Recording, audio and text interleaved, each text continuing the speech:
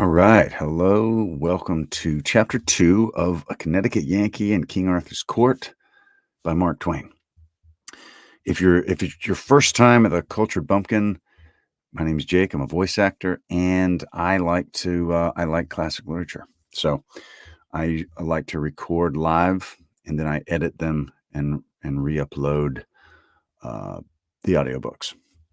I also have a lot of other stuff that I've already recorded, a lot of poems, a lot of short stories, things like that. So if you like classic literature, this is the place for you. So I hope you'll subscribe. Let's get right to it. This is chapter 2. Chapter 2, King Arthur's Court. The moment I got a chance, I slipped aside privately and touched an ancient, common-looking man on the shoulder and said in an insinuating, confidential way, "Friend, do me a kindness. Do you belong to the asylum, or are you just on a visit or something like that?" He looked me over stupidly and said, "Marry, fair sir, me seemeth—" "That'll do," I said. "I reckon you're a patient."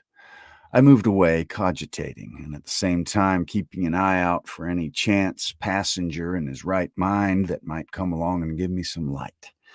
I judged I had found one presently, so I drew him aside and said in his ear, "If I could If I could see the head keeper a minute, only just a minute, prithee do not let me." "Let you what?" "Hinder me, then, if the word please thee better." Then he said, then he went on to say he was an undercook and could not stop to gossip, though he would like it another time, for it would comfort his very liver to know where I got my clothes.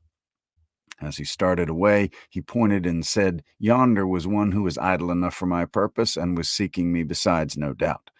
This was an airy, slim boy in shrimp-colored tights that made him look like a forked carrot. The rest of his gear was blue silk and dainty laces and ruffles, and he had long yellow curls and wore a plumed pink satin cap tilted complacently over his ear. By his look, he was good-natured. By his gait, he was satisfied with himself. He was pretty enough to frame. He arrived, looked me over with a smiling and impudent curiosity, said he had come for me, and informed me that he was a page. "Go long," I said. "You ain't more than a paragraph." It was pretty severe, but I was nettled. However, it never fazed him. He didn't appear to know he was hurt. He began to talk and laugh in happy, thoughtless, boyish fashion as we walked along, and made himself old friends with me at once. Asked me all sorts of questions about myself and about my clothes, but never waited for an answer. Always chattered straight ahead, as if he didn't know he had asked a question and wasn't expecting any reply, until at last he happened to mention that he was born in the beginning of the year 513. It made the cold chills creep over me. I stopped and said a little faintly, "Maybe I didn't hear you just right. Say it again, and say it slow. What year was it?" 513. 513. You don't look it. Come, my boy, I'm a stranger and friendless. Be honest and honorable with me. Are you in your right mind?" He said he was. "Are these other people in their right minds?" He said they were. "And this isn't an asylum? I mean, it isn't a place where they cure crazy people?" He said it wasn't. "Well, then," I said, "either I'm a lunatic or something just as awful has happened. Now tell me, honest and true, where am I?" "In King Arthur's court." I waited a minute to let the idea shudder its way home, and then said, "And according to your notions, what year is it now?" 528, 19th of June. It- I felt a mournful sinking at the heart and muttered, "I shall never see my friends again. Never, never again. They will not be born for more than 1,300 years yet." I seemed to believe the boy. I don't know why. Something in me seemed to believe him. My consciousness, as you may say. But my reason didn't. My reason straightway began to clamor. That was natural.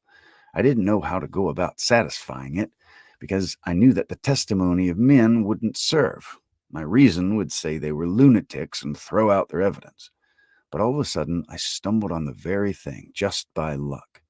I knew that the only total eclipse of the sun in the first half of the 6th century occurred on the 21st of June, AD 528, and began at 3 minutes after 12 noon. I also knew that no total eclipse of the sun was due in what was to me the present year, i.e., 1879. So, if I could keep my anxiety and curiosity from eating the heart out of me for 48 hours, I should then find out for certain whether this boy was telling me the truth or not.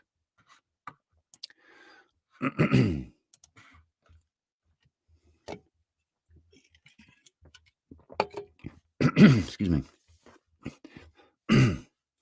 Wherefore, being a practical Conneticut man, I now shoved this whole problem clear out of my mind till its appointed day and hour should come, in order that I might turn all my attention to the circumstances of the present moment and be alert and ready to make the most out of them that could be made.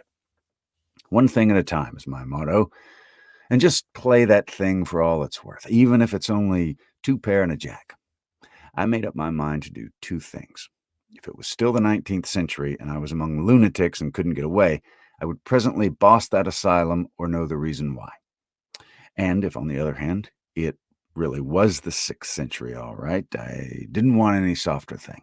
I would boss the whole country inside of 3 months. For I judged I would have the start of the best educated man in the kingdom by a matter of 1,300 years and upward.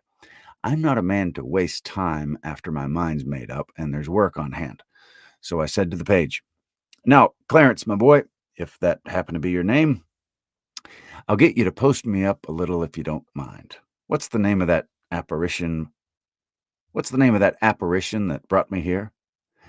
"My master and thine, that is the good knight and great lord Sir Kay the Seneschal." Seneschal, yeah. "That is the good knight and great lord Sir Kay the Seneschal, foster brother to our liege the king." "Very good. Go on. Tell me everything." He made a long story of it, but the part that had immediate interest for me was this.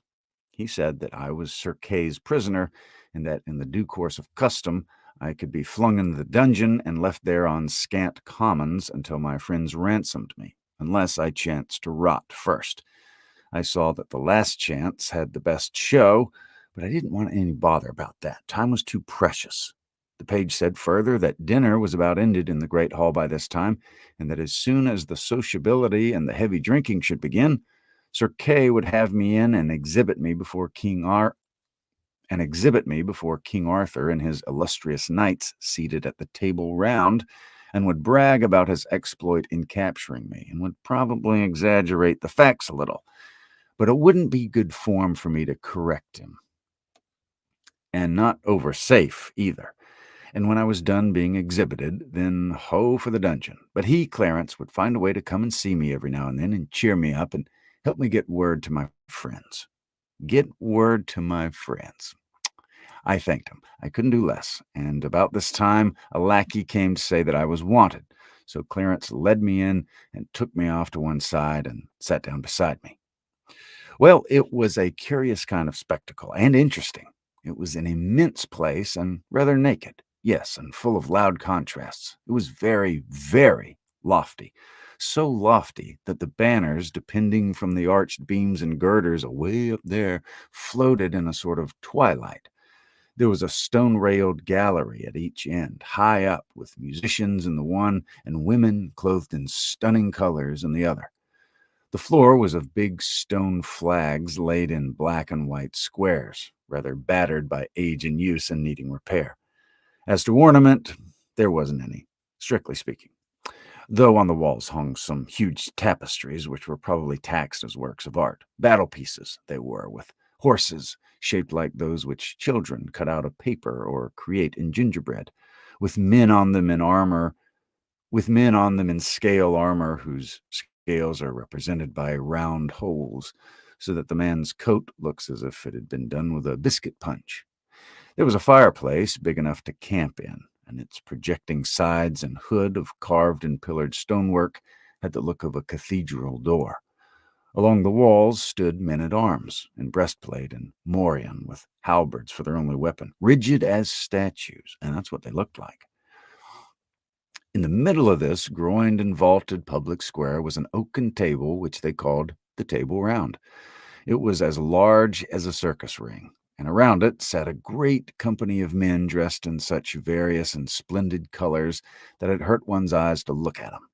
They wore their plumed hats right along, except that whenever one addressed himself directly to the king, he lifted his hat a trifle, just as he was beginning his remark.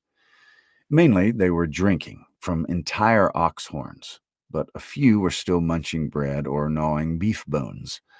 There was an average of about 2 dogs to a man, and these sat in expectant attitudes till a spent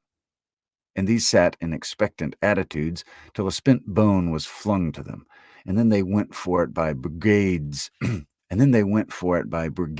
divisions with a rush, and there ensued a fight which filled the prospect with a tumultuous chaos of plunging heads and bodies and flashing tails, and the storm of howlings and barkings deafened all speech for the time. But that was no matter, for the dog fight was always a bigger interest anyway. The men rose sometimes to observe it, the better, and bet on it, and the ladies and the musicians stretched themselves out over the balusters with the same object, and all broke into delighted ejaculations from time to time. In the end, the winning dog stretched himself out comfortably with his bone between his paws and proceeded to growl over it and gnaw it and grease the floor with it, just as 50 other dogs were already doing, and the rest of the court resumed their previous industries and entertainments. As a rule, the speech and behavior of these people were gracious and courtly, and I noticed they were good and serious listeners when anybody was telling anything. I mean, in a dog-fightless interval. And plainly, too, they were a childlike and innocent lot, telling lies of the stateliest pattern with the most gentle and winning naivety. And ready and willing to listen to anybody else's lie and believe it, too. It was hard to associate them with anything cruel or dreadful, and yet they dealt in tales of blood and suffering with a guileless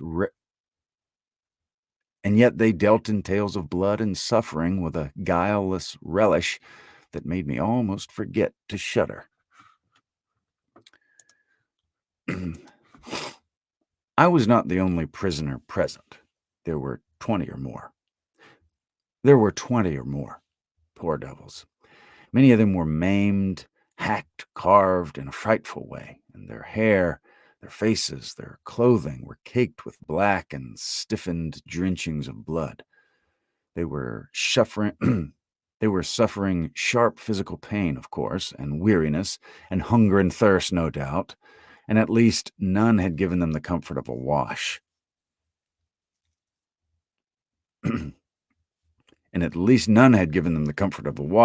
Or even the poor charity of a lotion for their wounds.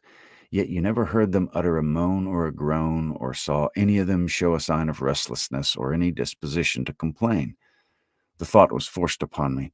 The rascals, they have served other people so in their day. It being their own turn now, they were not expecting any better treatment than this. So their philosophical bearing is not an outcome of mental training, intellectual fortitude, reasoning. It is mere animal training. They are white Indians.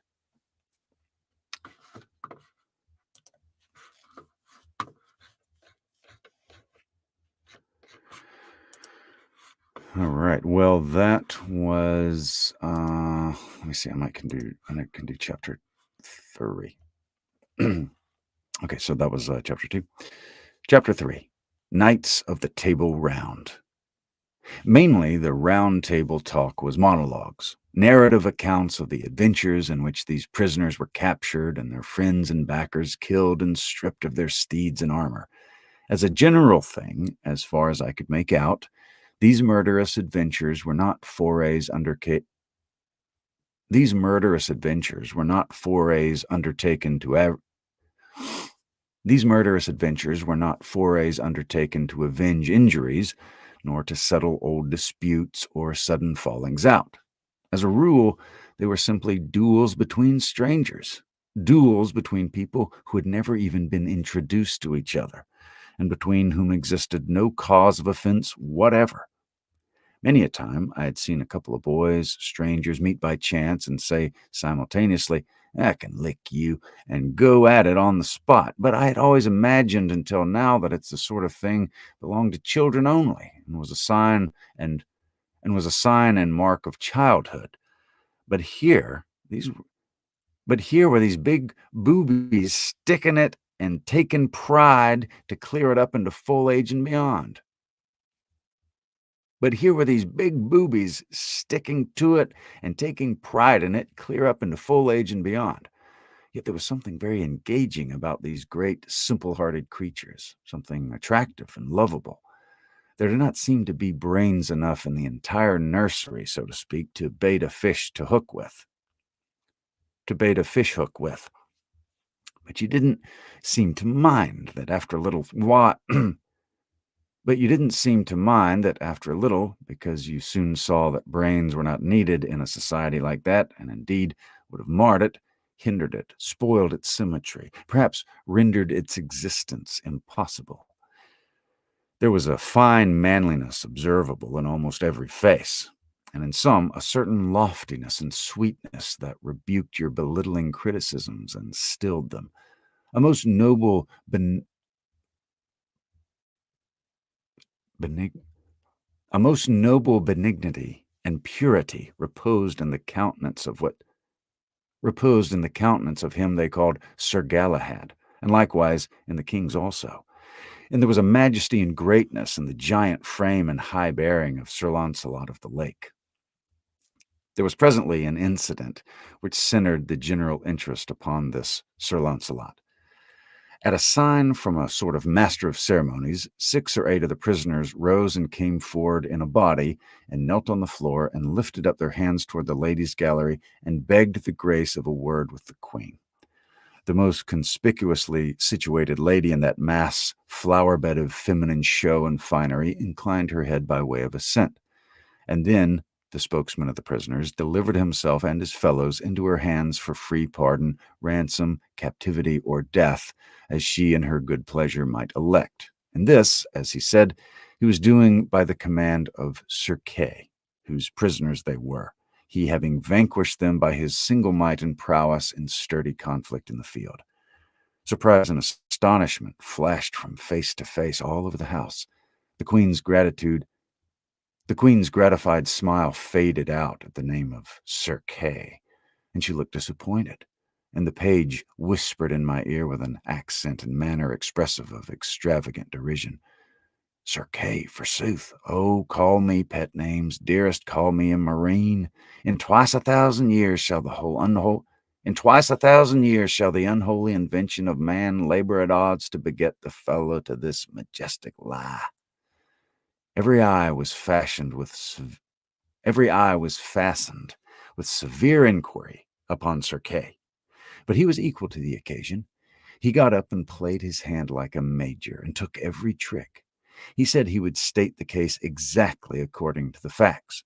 He would tell the simple, straightforward tale without comment of his own. And then, said he, if ye find glory and honor due, you'll give it unto him who is the mightiest man of his hands that ever bare shield or strake with sword in the ranks of Christian battle. Even him that sitteth here. And he pointed to Sir Launcelot. He fetched him. It was a rattling good stroke. Then he went on and told how Sir Launcelot, seeking adventures some brief time gone by, killed 7 giants at one sweep of his sword, and set 142 captive maidens free, and then went further, still seeking adventures, and found him, Sir Kay, fighting a desperate fight against 9 foreign knights, and straightway took the battle solely into his own hands, and conquered the 9. And that night Sir Launcelot rose quietly, and dressed him in Sir Kay's armor, and took Sir Kay's horse, and gat him away into distant lands, and vanquished 16 knights in one pitched battle, and 34 in another. And all these, and the former 9, he made to swear that about Whitsuntide they would ride to Arthur's court, and yield them to Queen Guinevere's hands as captives of Sir Kay the seneschal's. Spoil of his knightly prowess. And now here were these 6, and the rest would be along as soon as they might be healed of their desperate wounds. Well, it was touching to see the queen blush and smile and look embarrassed and happy and fling furtive glances at Sir Launcelot that she would have got him shot in Arkansas to a dead certainty.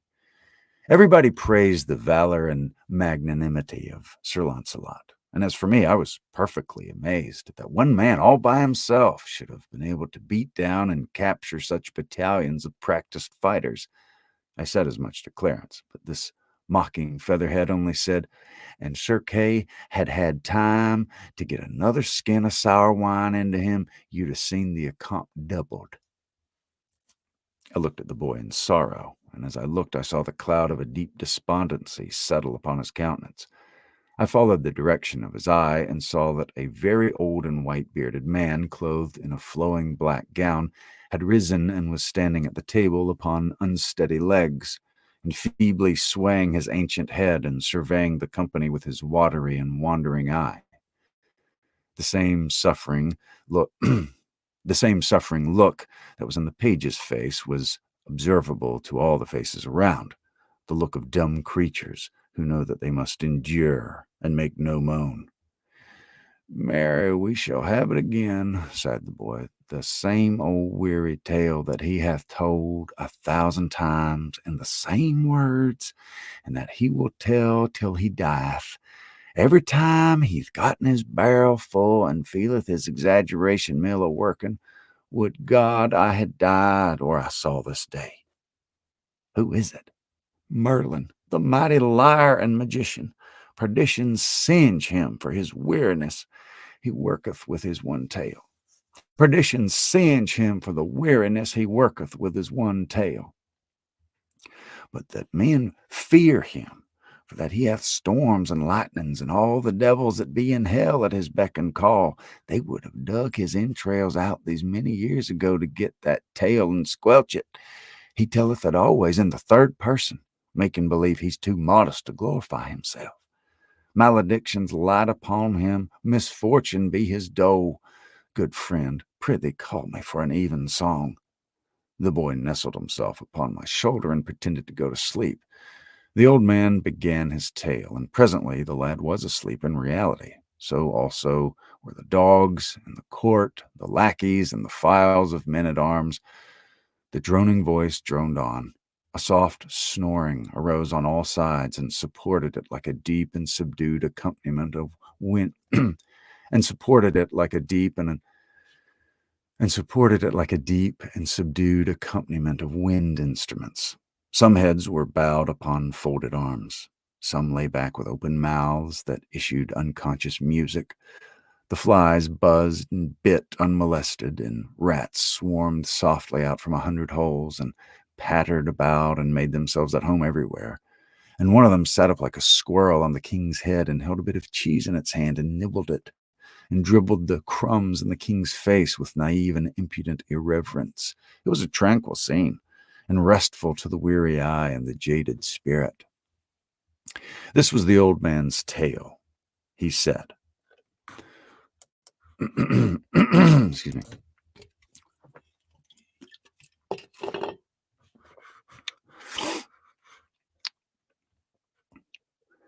Right, so the king and Merlin departed, and went until a hermit that was a good man and a great leech. So the hermit searched all his wounds and gave him good salves. So the king was there for 3 days, and then were his wounds well amended that he might ride and go, and so departed. And as they rode, Arthur said, "I have no sword." "No force," said Merlin. "Hereby," it's a footnote, no matter, uh, "hereby is a sword that shall be yours, and that I may." So they rode till they came to a lake, the which was fair water and broad, and in the midst of the lake Arthur was ware of an arm clothed in white samite that held a fair sword in that hand. "Lo," said Merlin, "yonder's that sword that I spake of." With that they saw a damsel going upon the lake. "What damsel's that?" said Arthur.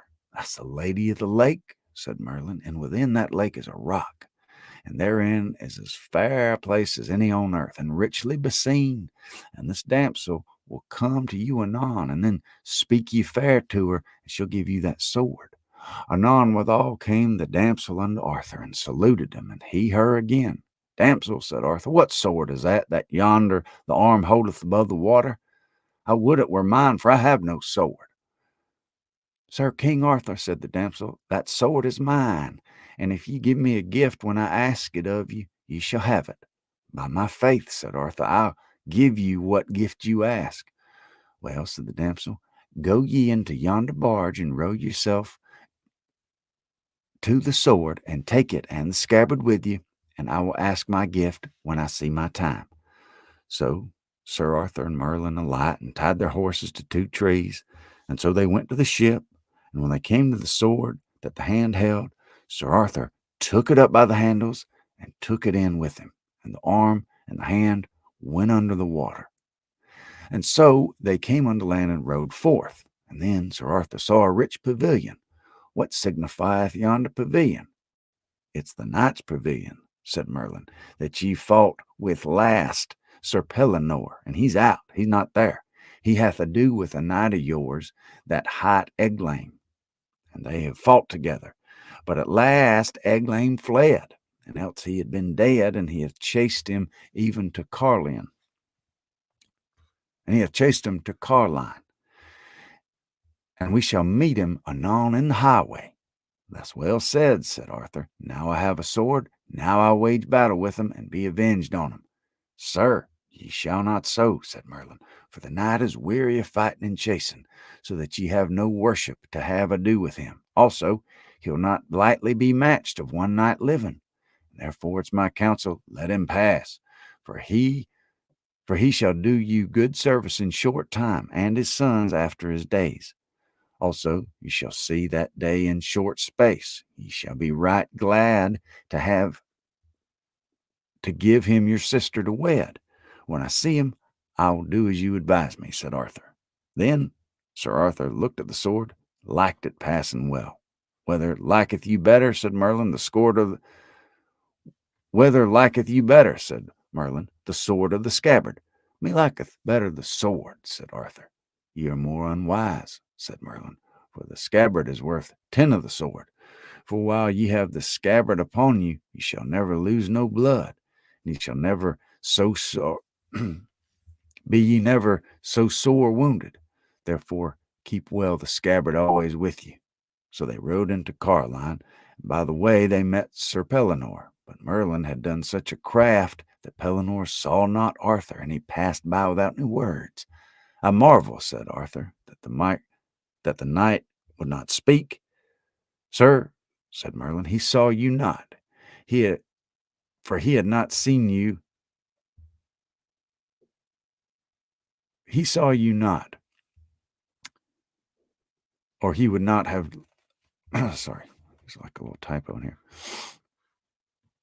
For had he seen you, you would not have lightly departed. So they came unto Carline, whereof his knights were passing glad. And when they heard of his adventures, they marveled, and said he would jeopard his person so alone. But all men of worship said it was merry to be under such a chieftain that would put his person in adventure as other poor knights did. So that's chapter 3. So there's chapter 2. Chapter 3, if you let's see, let me check out this one's actually pretty short. We'll do chapter 4. Chapter 4, Sir Dinadan the Humorist. Sir Dinadan the Humorist. It seemed to me that this quaint lie was most simply and beautifully told. But then I had heard it only once, and that makes a difference. It was pleasant to the others when it was fresh, no doubt. Sir Dinadan the Humorist was the first to awake, and he soon roused the rest with a practical joke of sufficient poor quality. He tied some metal mugs to a dog's tail and turned him loose, and he tore around the place in a frenzy of fright, with all the other dogs bellowing after him and battering and crashing against everything that came in their way, and making altogether a chaos of confusion and a most deafening din and a most deafening din and turmoil, at which every man and woman of the multitude laughed till the tears flowed, and some fell out of their chairs and wallowed on the floor in ecstasy. It was just like so many children. Sir Dinadan was so proud of his exploit that he could not keep from telling over and over again to weariness how the immortal idea happened to occur to him.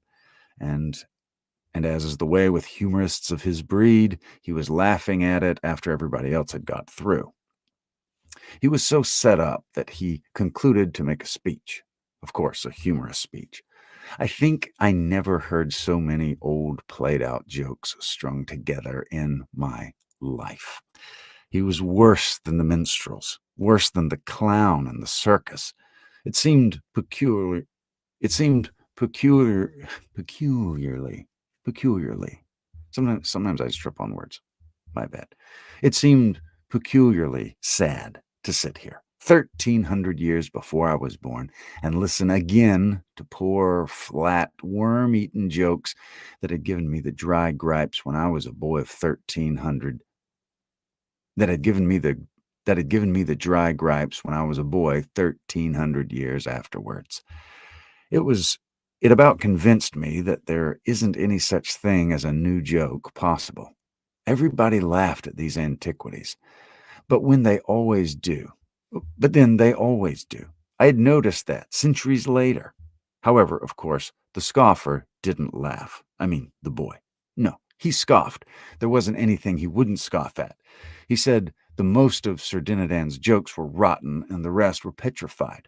I said petrified was good, as I believed myself that the only right way to classify the majestic ages of some of those jokes was by geologic periods. But that neat idea hit the boy in a blank place, for geology hadn't been invented yet. However, I made a note of the remark and calculated to educate the Commonwealth up to it if I pulled through. It is no use to throw away a good thing merely because the market isn't ripe yet. Now, Sir Kay arose and began to fire up on his history.